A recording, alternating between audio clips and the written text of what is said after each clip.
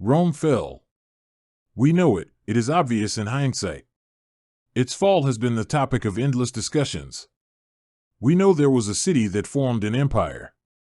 It was taken over by liberals who promoted the power of the people and personal freedom.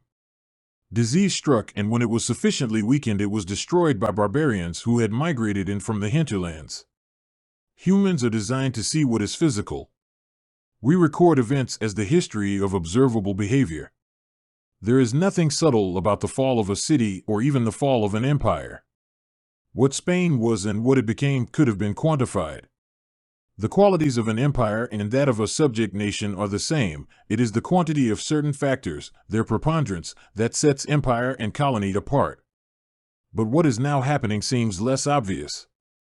At times it appears we are fighting windmills or the miasma of ghosts and illusions. But it does appear we are in some kind of struggle, but we cannot quite bring the enemy into focus. Was it the same for Rome? Yet, elements of the problem appear to be obvious enough, even if they are more akin to symptoms than the source of the problems. No culture can withstand unlimited migration across open borders, living on debt, and the inability to maintain infrastructure and the other necessities of a civilized people. The West is under attack from every quarter, yet we are told it is just an evolution of culture. The very number and variety of the attacks leaves us confused and disorientated, a fact the other side is not slow to take advantage of. How does mount a defense when, as in the Vietnam War and the wars in the Middle East, the enemy is within our ranks and sometimes behind our backs? Conservatism meant one thing at an earlier point in time. It even had a face or iconic image. This was the employed white male at home with his family and friends, or he was shown at church with his family or even at his job. It was a simple picture and one we could relate to. Until it was said we could not longer do this. But that idyllic picture of a white man being a white man treasuring what white men treasured in those times has all but disappeared. White culture and what was the normal life of white people has been made dirty and disgusting and a representation of evil. Our enemies have taken over the narrative of the media and control the captioning of the images shared on social media. The white man and his white family have become an image of cultural bondage, misogyny, white supremacy, racism, and every pejorative the left has devised in order to associate conservatism with all that is wrong in the world. The picture that was the ideal to which we all aspire to has been soiled and no longer serves as anything but something to ridicule and legislate against. In many young people, the idea of a white family fills them with dread, even if they are white. They reject it often, they know not why, but the concept of a white man with his white wife and white children doing his white job for a white boss in a white place is the same kind of thing as Auschwitz. The difference is they despise the white family and have no idea what Auschwitz is. This is not a hatchet job on the mindset of racialized minorities. They are not the problem. Were they, the problem would be easier to solve. The problem is white people and the degeneracy that has infected them. Self-loathing is a problem peculiar to white liberals. One gets a sense that were white people the only race in the world, this essay would still need to be written. Other races, religions, and cultures surely have an influence on the problem, but they are secondary elements, not the primary source of the problem. Minorities could be considered a weapon of convenience, something close at hand that was pressed into service by the left. They do not represent the main feature of the assault. To be clear, we are talking of a white man's problem created by white men. Whatever else intrudes into the picture was introduced by liberals to back up the assault. The white man has been replaced by the black man in the social gestalt. If we search images of family, we are provided pictures of gay, lesbian, and mixed-race families and couples of other races. A family is any configuration of persons other than a white man and his white wife and children. We call this an attack on the family. But this minimalizes what liberals are doing. To restrict it to an attack on the family will leave out what is happening with politics and economics and indeed the church, all that systematically exclude or attempt to exclude white men. Many sports have gone far towards this, and the pressure mounts to push this agenda forward. The media is working to promote the idea of all sports being dominated by non-whites. Conservatives claim this is a war against whites and a strategic elimination of white men and white culture. But this is what liberals want us to believe. Perhaps, in one sense it is. Misinterpreting what is happening as a war against white men is not an unforgivable error, given the circumstances. But the Normandy landings succeeded partly because the Germans were certain the main assault was a feint and thought the main battle was to take place elsewhere. Black people are the cannon fodder of the left. These are the pawns. The main force is attacking the way we think. Let us lay out our maps and look at what the ultimate objective of the left is, in detail. In the broadest of senses, the liberals' assault is against truth. But to simply lie and oppose truth is not a feasible strategy. Another way of looking at the battle is to claim liberals fight to gain control of property. This is in fact a necessary objective. Liberals do lay claim to the entire earth. But still, the control of property is more of a necessary part of the total battle, not the purpose of the war. Liberals fight for ideological domination. They want to own our ideas, our minds. They want to control the way we think. To do this, they have to destroy ideas at odds with their own view of reality.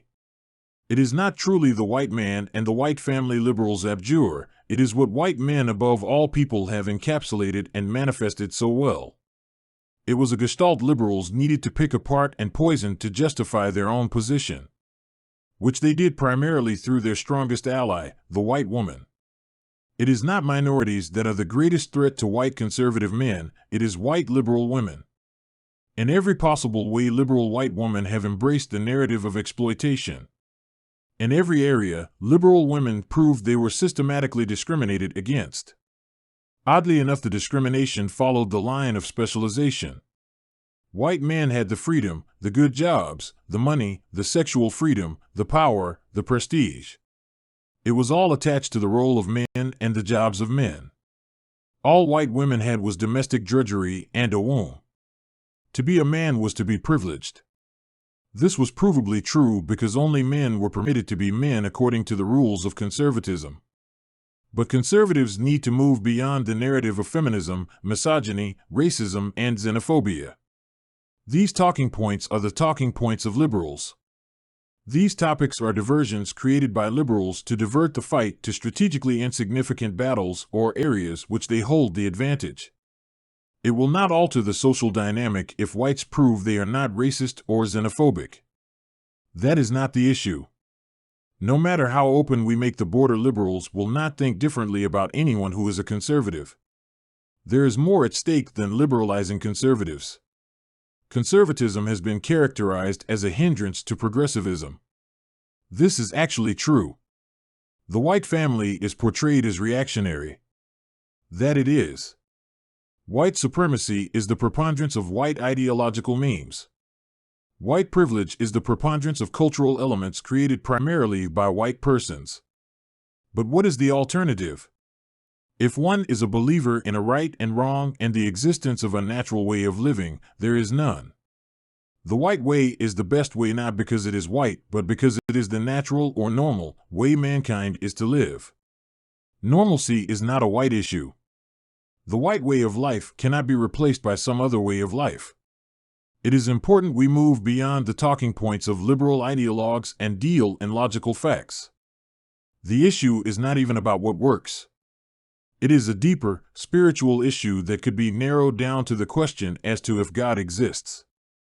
But this is a question that too easily becomes muddied up in questions about what the existence of God means.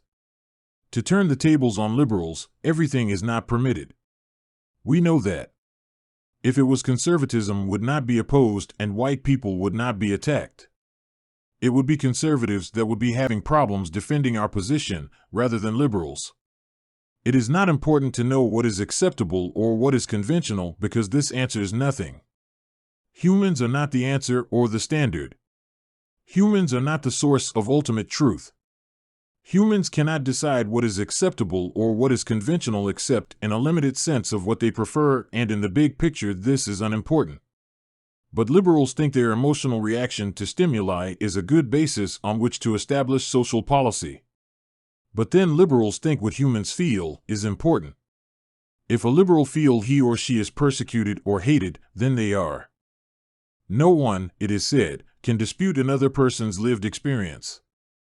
But this makes it difficult for psychiatrists and those who believe in reality and in absolute truth.